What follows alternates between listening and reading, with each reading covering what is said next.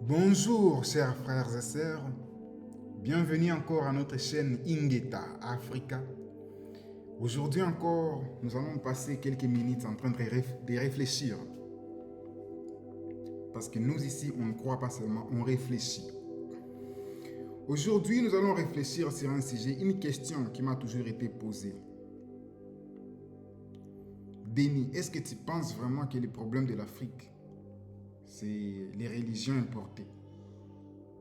Ça, c'est une question qu'on me pose toujours. On me pose toujours la question de savoir si les religions étaient le problème, pourquoi les États-Unis, un pays qui est un pays chrétien, est développé? Pourquoi les Qatar ou Dubaï, Émirats Arabes Unis, est développé pendant que c'est un pays musulman? Donc la conclusion, comme il dit, le problème de l'Afrique, c'est pas ça. Le problème de l'Afrique, c'est autre chose. Mentalité, corruption, tout ça. Mais moi, ce que je réponds toujours, je dis, là, vous regardez les feuilles, vous regardez les branches. Vous ne prenez pas en considération l'arbre, la racine ou les racines. Vous comparez l'arbre africain détaché de ses racines aux arbres qui sont encore attachés à leurs racines. Et maintenant, vous voyez que les arbres qui sont attachés à leurs racines sont en train de produire des branches, des belles fleurs, de belles feuilles. Et vous pensez que ça devrait être la même chose chez l'Africain, pendant que l'Africain est un arbre sans racines. Et un arbre qui n'a plus de racines ne peut que sécher. Même si vous partez prendre des feuilles, des branches des autres arbres qui sont attachés à leurs racines et que vous essayez de les coller même avec des super glue ou papier collant à l'arbre de l'Afrique qui n'est plus attaché à sa racine, après un moment, ça va sécher. Mais je vais expliquer ça dans les profondeurs. Pourquoi j'utilise toujours cet exemple de l'arbre? Parce que l'univers, d'une manière métaphysique, si nous réfléchissons sur toutes les créations divines d'une manière métaphysique, nous tous, au départ, il y a une graine qui est plantée.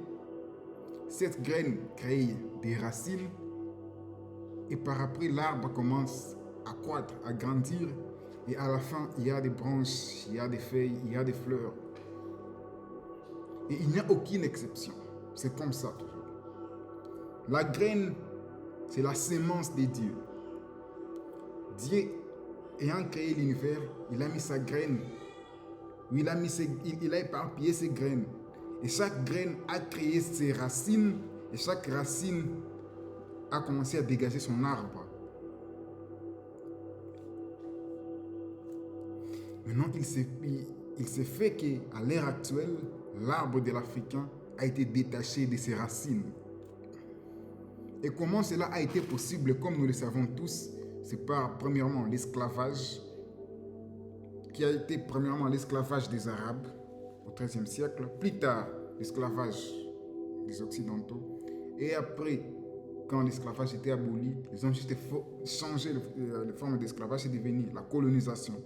Et après les indépendances, ils ont changé le type de colonisation, c'est devenu le néocolonialisme. Donc, il y a un processus de 500 ans qui a été mis en place pour détacher un arbre de ses racines. Mais souvent, on me pose la question, si les traditions africaines ou les croyances africaines étaient fortes, pourquoi ils n'avaient pas résisté? Mais moi, je vais dire une chose. Ce n'était pas un processus qui a pris une année, des ans. Les Africains avaient résisté pendant longtemps. Mais les agresseurs sont restés constants, sont restés consistants. Bien que tu peux résister, même si tu as 50 ans, et tu es fort, et qu'il y a 50 jeunes de 15 ans qui viennent t'attaquer, tu vas arrêter les premiers, les deuxièmes, les troisièmes, les quatrièmes, les cinquièmes. Après un moment, tu vas t'affaiblir et tu vas finir par céder. C'est ce qui s'est passé pour le sort de l'Afrique. On ne vous parle pas des Amazones qui ont combattu, ces femmes qui ont combattu. L'Afrique a résisté même juste avec nos femmes qui ont toujours été fortes, les Amazones. On ne vous parle pas de ces rois puissants qui ont combattu. On ne vous parle pas des Mamanzinga. On ne vous parle pas de tout ça. On vous montre juste l'aspect, donc la partie de la faiblesse. Là où déjà, on était déjà assez épuisé, on a commencé à déterrer l'arbre de ses racines. D'autres choses que les gens me disent, si les dieux que les Africains priaient étaient forts, ils n'allaient pas être vaincus par les dieux des Occidentaux. Donc pour dire les dieux des Occidentaux est les plus forts. Et quand j'écoute ça, je dis aux gens, si votre définition des dieux que vous appelez bon, c'est sa capacité de faire souffrir un autre peuple, c'est sa capacité d'assujettir ou de maltraiter, de rendre esclave un autre peuple, c'est ce qui les rend un dieu puissant, alors j'ai toutes mes raisons de ne pas suivre ces dieux-là. Parce que chez nous, en Afrique, premièrement, Dieu ne nous a pas créés avec un cœur cruel. Raison pour laquelle vous n'allez écouter nulle part qu'un jour, un roi en Afrique est sorti de l'Afrique, il est parti en Asie pour coloniser. Donc, à l'époque où l'Afrique était puissante, vous n'écoutez nulle part, nous sommes partis pour coloniser, rendre esclaves, faire ceci, faire cela. Dans toute l'histoire de l'humanité, cela n'existait pas. Vous pouvez trouver des histoires qui vous disent que les gens sont venus chez nous, ils ont commencé à travailler avec nous. Bien sûr, en écrivant l'histoire à leur manière, ils peuvent écrire tout ce qu'ils veulent. Mais donc, nulle part, vous allez écouter, les Africains sont allés chercher les gens chez eux pour les imposer la croyance, les imposer les travaux, les imposer une manière de voir les choses, ça n'existait pas. Donc, notre définition de Dieu, ce n'est pas la capacité de faire du mal à l'autre, c'est la capacité de faire du bien à l'autre. Alors, votre argument de dire que les dieux des Blancs, il était plus fort que les dieux de l'Africain, raison pour laquelle les Blancs ont vaincu l'Africain, il est seulement ridicule et vous êtes juste en train de me dire que les diables des Blancs étaient plus forts que les diables des Africains. Parce que même en Afrique, la notion du diable n'existait pas. Il existait une notion d'équilibre, le bien et le mal, que le Créateur lui-même a mis en place pour l'harmonie. Parce que même dans la science, il y a toujours une force négative et une force positive. Et c'est la combinaison de ces deux même qui produit l'électricité. C'est la combinaison du bien et du mal qui produit l'harmonie. Si vous êtes bon, comment vous saurez que vous êtes bon si le mal n'existe pas? Donc, ce sont des choses qui étaient mises en place par le Créateur pour créer l'harmonie dans le monde. Mais si, selon vous, la capacité de votre Dieu et donc la grandeur de votre Dieu et sa capacité d'assujettir, de faire souffrir les Africains qui avaient accueilli au départ les Blancs, donc vous êtes en train d'adorer je ne sais pas quoi. Alors vous comprenez que premièrement, le problème de fond est que l'Afrique est un arbre qui a été détaché de ses racines. Et toutes les comparaisons que vous faites maintenant, c'est comparer l'Afrique, un arbre sans racines, aux autres arbres qui ont les racines. Les Américains sont attachés à leurs racines. Parce que les Américains, l'Amérique que vous voyez maintenant, ce sont des Européens, parce que ça a commencé avec Christophe Colomb quand il a découvert là les Amérindiens. Ils les ont encore assujettis. Et maintenant, ce sont les Européens qui occupent aujourd'hui l'Amérique. Donc, ils sont à leurs racines. Et leurs racines, c'est tout ce qu'ils ont créé, les divinités qu'ils ont mises en place, les égrégores qu'ils ont mis en place pour être adorés. Et plus vous continuez à adorer leurs égrégores, plus ils deviennent puissants. Et raison pour laquelle vous continuez à prier, mais l'Afrique ne change pas. Parce que c'est comme si vos prières sont canalisées vers les égrégores. Parce que c'est quoi un égrégore? Un égrégore, c'est une force qui est mise en place pour que des croyances puissent l'alimenter. Et plus vous alimentez cet égrégore de vos croyances, de vos prières en groupe, plus l'égrégore devient puissant et ça produit des effets pour les créateurs. Donc, tout ce que vous mettez en tête, que ce soit les égrégores des Blancs ou les égrégores des Arabes, vous continuez à alimenter et plus ils vont continuer à devenir puissants. Parce que vous arrivez en Europe, en Amérique, les gens ne sont pas religieux, mais ils continuent à se développer, à être puissants. L'Afrique est le continent le plus religieux du monde, mais continue à demeurer misérable. Parce que même d'une manière spirituelle, on est esclave en train d'alimenter un égrégore qui ne nous appartient pas. Donc on est en train d'arroser les racines des autres. Et nos racines sont restées là, l'arbre est en train de s'attacher aux autres arbres. Même si nous ne parlons pas de l'exemple de l'arbre, l'Africain est comme un enfant qui naît, on coupe le cordon ombilical et puis après on commence à chercher le cordon ombilical d'une autre femme parce qu'on ne sait plus où est le cordon ombilical de sa maman. L'Africain commence à vouloir chercher son cordon ombilical en Israël, commence à chercher son cordon ombilical en Arabie, chercher son cordon ombilical à Rome. Non. Le cordon ombilical des Africains se trouve en Afrique. Et aussi longtemps que vous n'allez pas comprendre ça et retourner à votre cordon ombilical, à vos racines, eh bien, ça sera la désolation. Parce que même vous, vous êtes croyant, mais soyez honnête avec vous-même, vous n'êtes pas heureux. Sentez malheureux. Donc, vous avez juste déjà accepté votre sort. Et moi, je vois parfois les croyants. Il y a une différence quand il est en train de parler, défendre sa foi et sa vie quotidienne, sa vie véritable. Il est misérable à cause de ceci, misérable à cause de cela. Il n'a pas la paix, il n'a pas la joie. Son travail ne va pas bien, son foyer ne va pas bien. Tout ceci ne va pas bien, tout cela ne va pas bien. Après les dimanches, vous réunissez, vous priez, tout ça, vous alimentez cet égrégore-là qui continue à faire développer les autres, faire avancer les autres.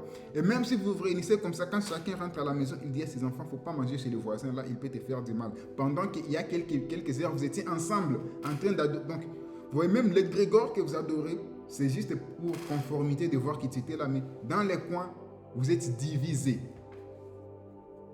Et sur base de ça, l'Africain veut être développé. C'est juste impossible, mathématiquement impossible.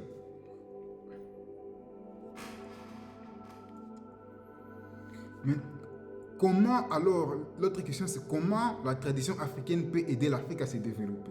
La tradition africaine en soi, sans projet civilisationnel, va rester juste le folklore, la tradition. Il faut maintenant que nous puissions, premièrement, la tradition africaine, nos cultures, c'est décider de retourner à nos racines. C'est dire, ok, ça va. Cet arbre qui était détaché, ok, ça va. Nous avons encore nos racines qui sont là. Pouvons-nous arroser ces racines pour que ça puisse produire un arbre qui est propre à nous? Parce qu'il y a encore des racines qui sont là, donc il y a encore de l'espoir. Donc ça, c'est retourner à nos racines. Mais en retournant à nos racines, nous devons avoir un projet civilisationnel. Par projet civilisationnel, nous disons maintenant, nous, en tant qu'Africains, en tant que civilisation, où est-ce que nous nous voyons dans 5 ans, dans 10 ans, dans 15 ans, dans 20 ans, dans 30 ans, dans 50 ans, dans 100 ans et même plus. Parce que tous les autres peuples le font, à part nous. Je vais vous prouver une chose. Quand les Chinois offrent des crédits ou des dettes aux pays africains, des milliards ou des millions de dollars à payer dans 30 ans, dans 50 ans, parfois dans 100 ans. Est-ce que le gouvernement qui est en train de donner ces crédits-là sera là dans 50 ans, dans 100 ans? Non. Mais c'est leur projet civilisationnel, assurer la stabilité de la nouvelle génération. Et partout, ils ont déjà des visions où est-ce que nous serons dans 5 ans, dans 50 ans, mais voire même dans 100 ans. Et avant, nous étions comme ça, avant que nous devenions esclaves et maintenant aliénés et stupides comme aujourd'hui, nous étions comme ça. Parce que ne vous dites pas que ces pyramides que vous voyez en Égypte, ou ces pyramides que vous trouvez même au Soudan, parce que ce n'est pas seulement en Égypte, ou ces vestiges que vous trouvez en Éthiopie, ils avaient créé ça durable comme ça pour rien. C'était pour un projet civilisationnel. C'est dire que même si notre peuple un jour sera aliéné et vaincu, laissons quelque chose qui aidera notre peuple à se relever. Il y avait un projet civilisationnel. Et aujourd'hui, vous êtes tous fiers de vous approprier cette culture égyptienne qui était une culture noire, bien sûr. C'est parce que le projet civilisationnel avait prévu ça. Maintenant, aujourd'hui, c'est quoi notre projet civilisationnel? Le projet civilisationnel, c'est nous maintenant définir. Nous sommes maintenant sur nos racines. Comment arriver à un progrès quelconque sur base de la modernité? Parce que nous sommes déjà à un temps moderne, donc il y a la modernité. Notre projet civilisationnel pour le bien-être de notre peuple, les développements dans notre contexte. Parce que les développements, aujourd'hui, nous commençons à comparer toujours au développement des autres. Et pourtant, nous venons de passer presque plus d'un siècle en train de vouloir ressembler aux autres. Sommes-nous comme eux? Non. Sommes-nous heureux? Non. Avons-nous une espérance de vie plus que ou même l'espérance de vie qu'on avait avant? Non. Maintenant là, les jeunes sont en train de mourir en pagaille. Avant, c'était presque impossible de dire qu'un gène est mort. Comment? Et je vais vous informer une chose. C'est la même chose en Europe. Ici, je ne vois pas les jeunes mourir. D'ailleurs, même je me demande, est-ce que ces gens sont immortels? Parce que depuis que je suis arrivé ici, dans les quartiers, je n'ai jamais vu de deuil, je n'ai jamais... Donc, si quelqu'un meurt, non, c'est quelqu'un qui était déjà vieux, 95 ans, tout ça, il meurt. Encore, il meurt dans des centres d'accueil des vieux. Vous voyez? Et chez nous, jeunes de 20 ans morts, quelqu'un vient, disons, jeune de 20 ans meurt, quelqu'un vient de finir les études, il meurt. Tout ceci, il meurt. Encore, ce sont des morts mystérieuses que personne ne comprend. Donc, pour nous dire que nous ne sommes même... Donc, malgré que nous essayons de copier et de nous conformer, nous sommes en train de nous détériorer. Parce qu'avant, nous étions mieux que ça. Est-ce qu'avant, tu avais peur que ton enfant puisse manger chez le voisin? Donc, vous ne trouvez pas que plus nous essayons d'accepter de continuer à rester un arbre sans racines, plus nous devenons pire? Vous vous cachez seulement à aller à l'église ensemble pendant que vous avez peur de vous-même. Vous vous accusez des sorciers. Est-ce que entre les gens qui s'accusent des sorciers, il y a des panafricanistes dans ça? Ce ne sont pas vous-même les religieux, les chrétiens, que tel celui qui a tué tel celui qui a tué tel. Alors, votre unité là ou votre communion là, c'est juste des mises en scène? Non, c'est juste que vous êtes un arbre qui n'a plus ses racines, qui est en train de se sécher. Et les branches sont en train de sécher. Et même si aujourd'hui, on dit que nous... J'ai voyagé dans beaucoup de pays dans le monde. Et c'est ce que je peux vous dire, même si on apporte toute la modernité de l'Europe maintenant en Afrique, dans 5 ans, ça va se détruire. Parce que c'est comme amener des belles fleurs ou des belles branches à un arbre qui n'a plus ses racines. Ça va sécher. Il faut que l'arbre soit sur ses racines. Maintenant, en étant sur ses racines, on crée un projet civilisationnel. Dans 5 ans, nous serons. Mais toujours, et comme par exemple, moi j'ai déjà proposé dans 5 ans, ayons au moins une nouvelle génération des enfants qui parlent la même langue, le Swahili, qui est déjà notre langue panafricaniste. Du nord au sud, est à l'ouest, Zimbabwe, Cameroun, Égypte, Nigeria, tout ça. Si on était nos enfants étaient en train de parler le Swahili, au moins là, dans 5 ans, nous avons un projet civilisationnel qui est basé sur l'unité. Et vous allez voir ce qui va suivre. Ce qui va suivre est que nous allons nous rendre compte que nous n'avons même pas besoin de ces tracasseries, des visas pour sortir du Congo, aller au Nigeria. On peut juste avoir des règles pour la circulation, mais pas ces tracasseries. Après, nous allons nous rendre compte comment nous parlons une même langue, nous nous comprenons facilement, mais nous sommes encore divisés sur des bases de monnaie, passeport, tout ça. Comment, au-delà de la langue, on ne peut pas être seulement être un seul peuple? Après ça, on va redevenir un seul peuple. Et ce n'est pas difficile à mettre en place. Il suffit juste que dans le système éducatif, nous commençons à retravailler notre système éducatif sur base de notre projet civilisationnel. Donc vous voyez que le projet civilisationnel ne va pas dire qu'on va rejeter tout ce qui est des étrangers. Non. On va retourner à nos racines, on définit notre projet civilisationnel et on commence à alimenter notre projet civilisationnel de tout ce qui peut nous aider à y arriver et mettre à côté tout ce qui va encore nous déraciner. Parce que ce n'est pas que si nous rentrons à nos origines, nous n'allons plus travailler avec les Blancs, avec les Arabes. On va toujours travailler ensemble. Mais maintenant, on va se demander, avant de prendre quelque chose, est-ce que ceci respecte nos racines africaines?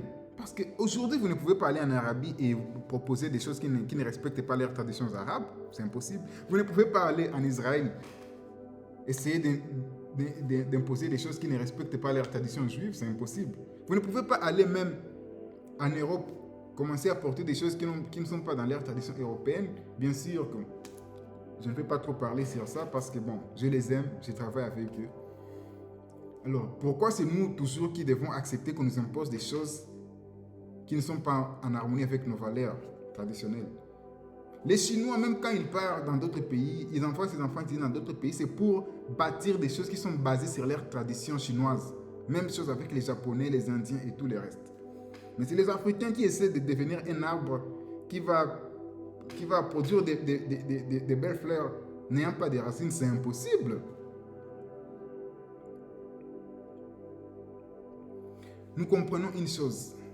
Dans un jardin ou dans la nature, il y a plusieurs arbres.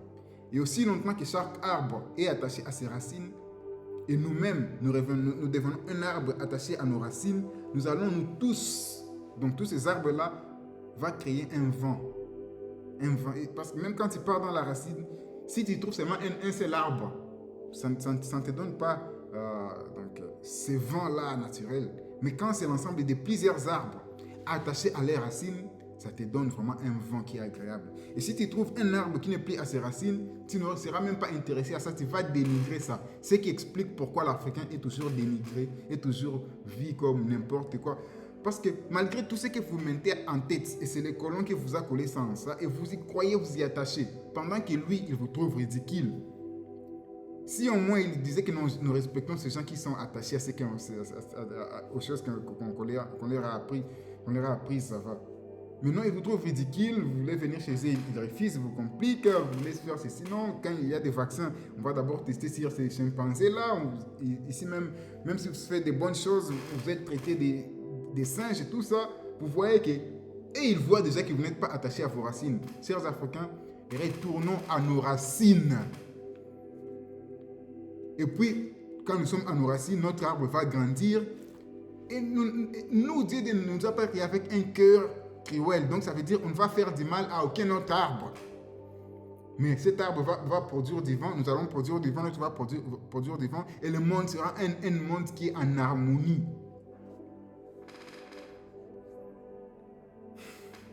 Je crois que nous avons assez réfléchi. Et même si vous êtes fanatique religieux, mais vous avez réfléchi, vous vous dites, mais ça c'est vrai. Et je vous rappelle toujours une chose. N'importe quelle tradition qu'il tire, qui diabolise ta tradition, est contre toi. Et réfléchis, c'est pas que quand tu respectes ce qu'on t'a appris qu'ils te respectent, ils continuent à te dénigrer pendant que tu respectes ce qu'ils t'ont appris. Tu ne trouves juste pas que tu es un esclave? Libère-toi, peuple africain, libérons-nous. Je suis très fier de mes racines africaines, bien que je peux vivre en Afrique, en Asie, en Amérique, parce que dire que je suis fier, ça ne fait pas dire que je commence à détester les autres. Non, je m'attache à mes racines, tu t'attaches à tes racines, nous créons une atmosphère qui est agréable. Au nom de Dieu Tout-Puissant et de mes ancêtres méritants, je vous remercie. Que Dieu libère l'Afrique. Ingeta, libérons-nous nous-mêmes.